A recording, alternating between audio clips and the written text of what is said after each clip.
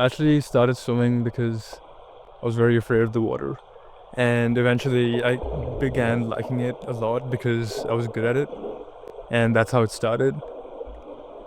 Being good at a sport felt great because I was naturally a pretty competitive person. So competing against people and winning felt really good and was a very easy way to motivate myself to keep going to practices. I think discipline just means knowing what to do in order to reach a certain goal or objective that you have for yourself. For me, that meant waking up at like 5:45 a.m. for almost most of my life for morning swim practices. It meant sacrificing social life and time with my friends or on the weekends and things like that so that I could, get ahead of work or just take care of my body to be better in the next practice or the next meet. I think it's definitely hard to inculcate a strong sense of discipline, but also I think it's more so the habits that you make. Like you can't wake up one day and decide to be disciplined. I think it builds up over time. If I had to estimate, I think people always talk about the 10,000 hour threshold, and I think I definitely got near if didn't exceed that. So I'd say like 10,000 hours is a good approximation there.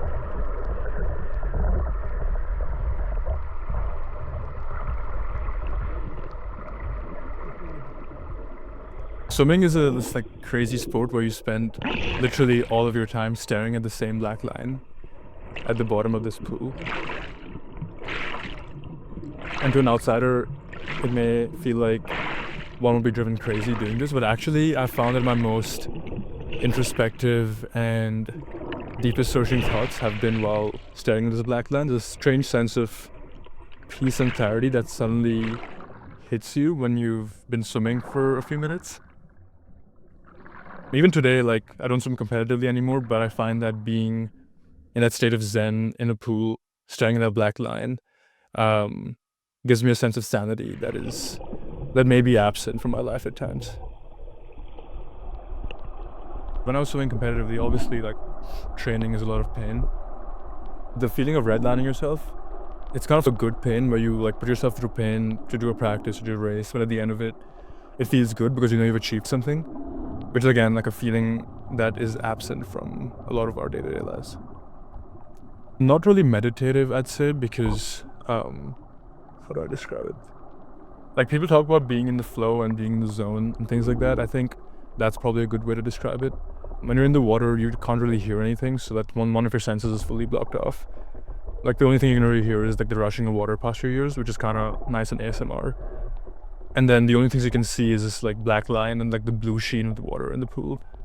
So it's almost like feels like sensory deprivation. So it's really only like what you're thinking and like focusing on is doing what you're doing right. So it's it's very simple. It's like you uncomplicated your life and there's like only three things left to focus on.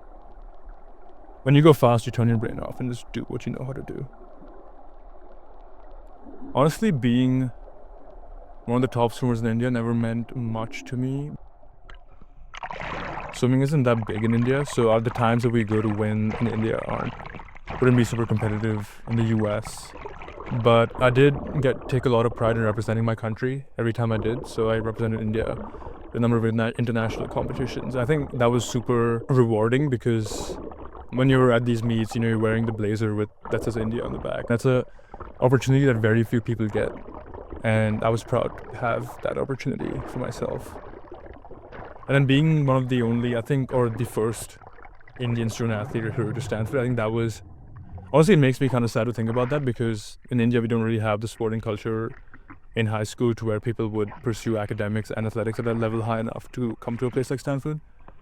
So it makes me proud, but also like makes me wonder how these opportunities can be extended to more people back home. There's a lot of places in India that lack access to like training facilities and so on, and also proper like coaching. I first started thinking about swimming in college in the US in about the ninth grade, so when I was about 14 or 15, because I knew that beyond high school, pursuing an athletic career along with high level academics is impossible in India. It was definitely both exciting and daunting. I think here is a much more holistic sense of enjoying yourself and being a part of a team, where in India it feels a little more like individualistic and a little more toxic. But it was also daunting because, again, coming to a new country, I wasn't coming here just to swim. I was coming here to start an entirely new education and new life. I think pressure exists in a lot of different forms, especially at a place like Stanford. There's the external pressure of, like going a certain time, like winning things for your team. But also there's the internal pressure that you put on yourself, which I think is honestly, for myself, was the bigger factor. I'm personally very hard on myself and felt like if I wasn't doing well enough in swimming or wasn't going certain times or wasn't trying hard enough in my like metric of trying hard enough, I almost feel like a failure, which is obviously not very healthy. I think pressure is also a privilege. I think it's a privilege to be at a place like Stanford, be able to be an athlete, but also, like do the stuff that we do in the classrooms and learn what we do. So, there's two sides to the coin. Swimming keeps me sane, so I try and swim once every few weeks. Is to, like blow away the cobwebs in my brain. Because I think there's a sense of peace and clarity that I get being in the water that I can't get in other places.